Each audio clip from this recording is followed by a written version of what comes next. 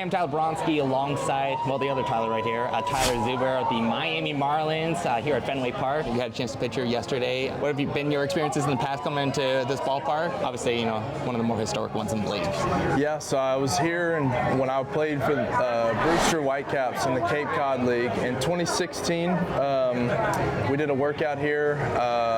Didn't do much as a pitcher. We didn't do much, so all I got to do was just shag for BP and then watch the hitters hit. I got to play catch to like 60 feet just to say I played catch. But it's, you know, obviously all the rich history of playing at Fenway. It's pretty cool. Here with the Marlins after coming home from the Mets earlier this year. DFA'd you in New York. Were you surprised by that move at all to, you know, hear that news basically and just the transition so far to Miami afterwards? Yeah, the DFA didn't really surprise me. I wasn't performing. I kind of had a feeling at some point it was coming. I didn't think it was going to come that early. I thought for sure at the deadline because I knew that they were going to make moves. But, you know, it is what it is. It's part of the business. I was very happy and grateful to be picked up again by the Marlins. Being here, it's kind of been like a breath of fresh air. It's very nice. Everyone here has been super opening, super welcoming.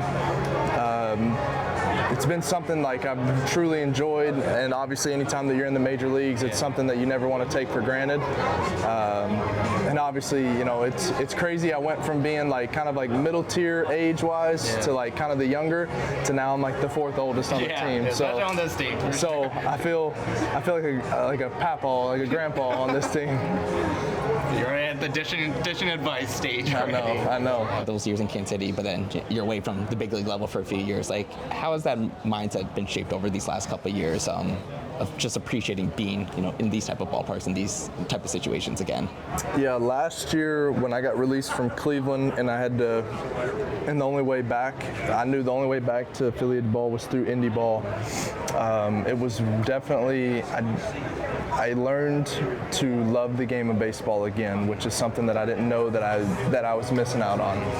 And then when I was with Tampa, when I got signed out of IndyBall and went to Tampa, it was a very much, I'm living in the moment, I'm being present where my feet are, I'm being appreciative of having a job again, not focusing on, I want to get back to the big leagues. It was, I'm very thankful to have a job. And then whenever I got the call that I was going back to the big leagues with Tampa, I cried more. I didn't even cry the first time, but I cried that time because it was like, I did it. Like, I made it back. I don't even have to pitch, but just knowing like I made it back. So now it's like, I will never take another day up here for granted. It's just it's a blessing, to be honest with you. Like, I mean, you're getting to do something that less than 1,000 people at one point you're doing, and it's super awesome. What's this journey been like for your family, kind of going through like the uncertainty as well? You know, new team, new organization, IndyBall. Like, what's that effect outside of just you? You know, how's that lingered to others?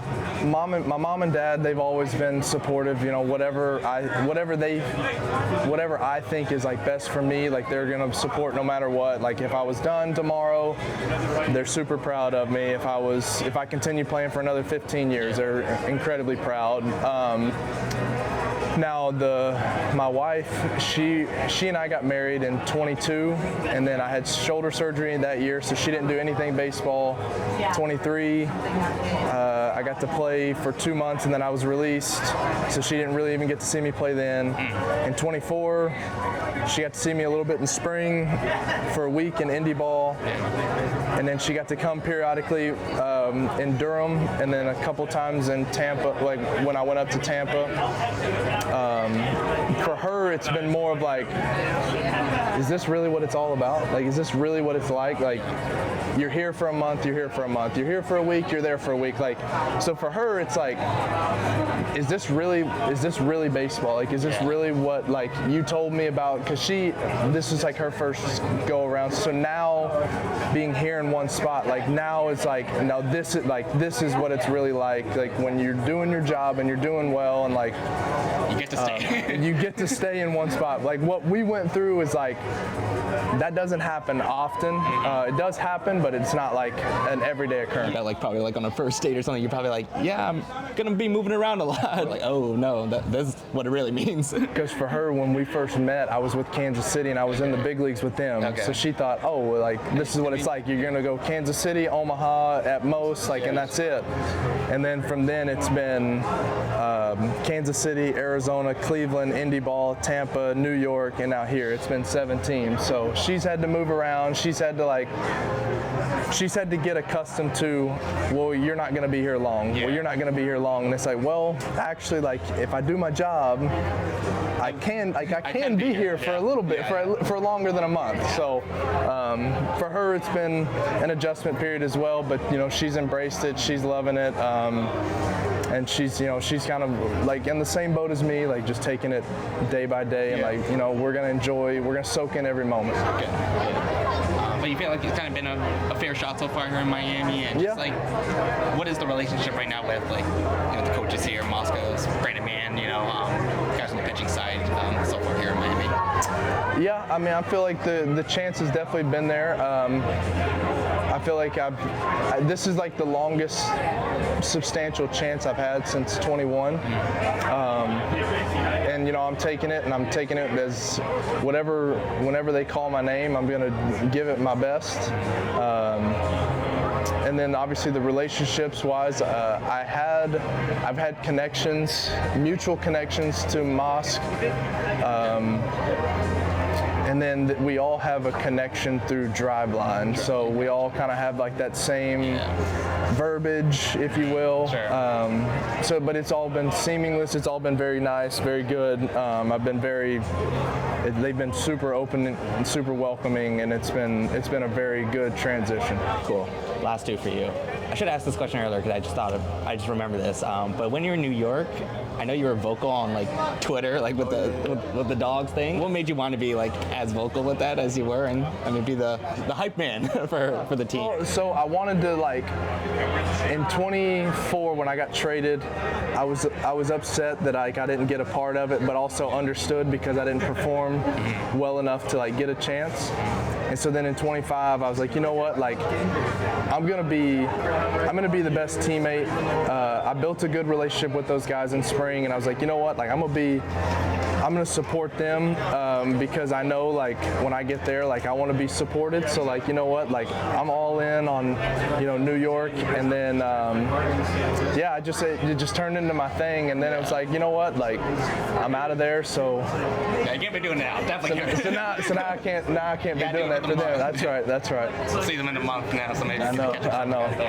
Last thing for you to go back to the IndyBall part. How you mentioned, that's really kind of where you found your love again for the game. For guys that maybe were in your situation, like, they played in the big leagues, they're like, oh man, do I got to go to IndyBall? Like, really? Like, what would you tell that guy that maybe might have to like get to that point in his career and go that route? Like, what would you tell them, a player, about going down to that level and the experience there? I would say it's not like it used to be because the minor league rosters have shrunk. The competition level in IndyBall is way better. And it's almost treated like another minor league team that a team can like pick from. So it's not as much like you go there for your career to die. You go there as like, I'm just gonna go here, get innings, showcase my skills, and I'm gonna get signed. So like, it's all mindset based. If you go there with a negative attitude of like, gosh, it's IndyBall, I gotta go here, it's like, more than likely you're probably not gonna have a good experience. But if you go there like, you know what, I'm going here, it's an opportunity to showcase what I got, that I still have it, and that I can benefit, that I can help contribute to a major league organization. That mindset will definitely help you moving forward. But I don't think it's like I don't think it's a bad thing. Yeah, no, it's a good point. That's a really good point about how, less minor league teams, so it really is better competition now, and they've honestly created like better relationships in Major League Baseball with like those leagues, so it is different from that standpoint now. But it's worked out well for you. Excited to see you back up here in the big leagues and having success with Miami, and see how the rest of the season goes. So Tyler, thanks so much, man. Appreciate it. I appreciate it, man. Hey, yeah, I be flying with the angels every day, yeah. I play this fool, but life is great, fam. Ooh, I work 60 hours a day, man. Yeah, I'm built to grind, it's my escape plan.